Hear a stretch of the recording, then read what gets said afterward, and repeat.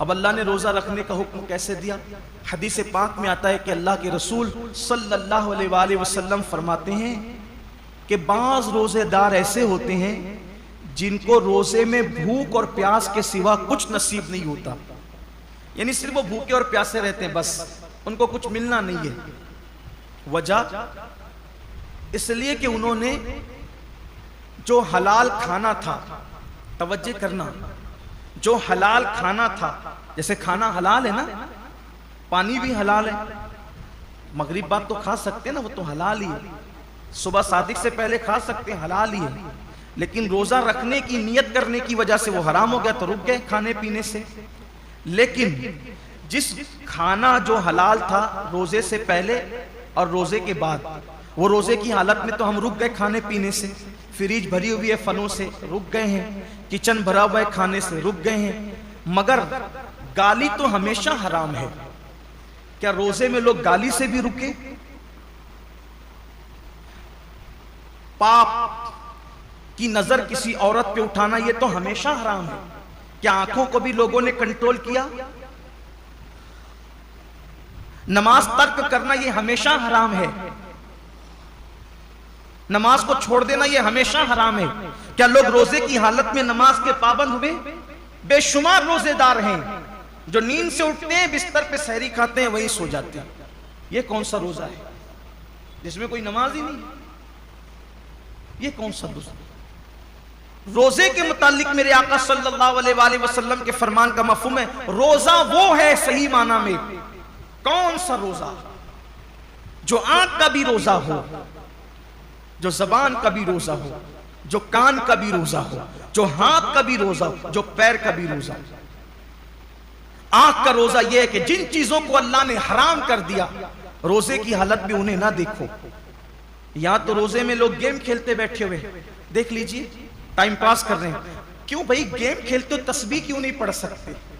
یہ تو مہینہ تسبیح اور تلاوت کا ہے، درود شریف کا ہے۔ اچھا یہ تو گیم کھیلنے، اس میں کوئی تصویر تو نہیں ہے، یہ حرام تو نہیں ہے؟ اسلام میں وقت ضائع کرنا ہی حرام ہے، تضییع اوقات حرام ہے اسلام کے اندر۔ گیم کھیلنا موبائل پر یہ حرام ہے۔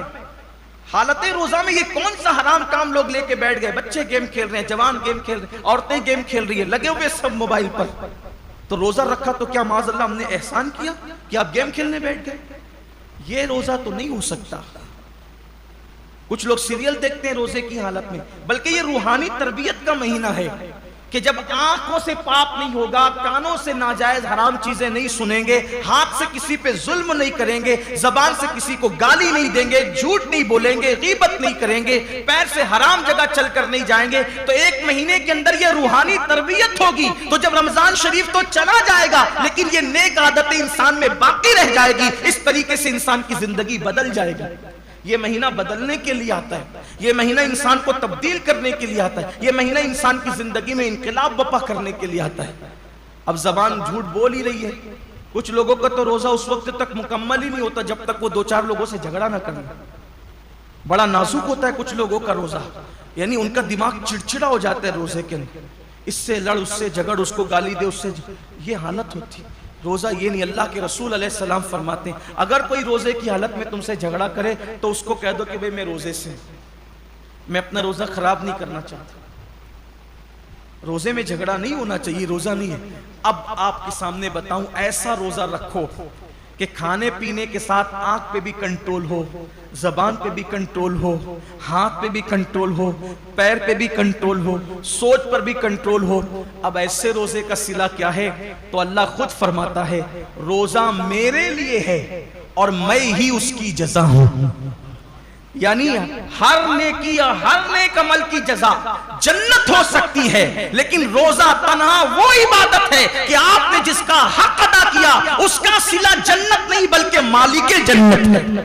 سوچے تو صحیح روزہ کیا چیز ہے، مالک جنت کیسے صلہ ہے؟ مطلب یہ کہ اللہ روزے داروں کو اپنا دیدار نصیب فرمائے، روزے داروں کو خدا کا دیدار۔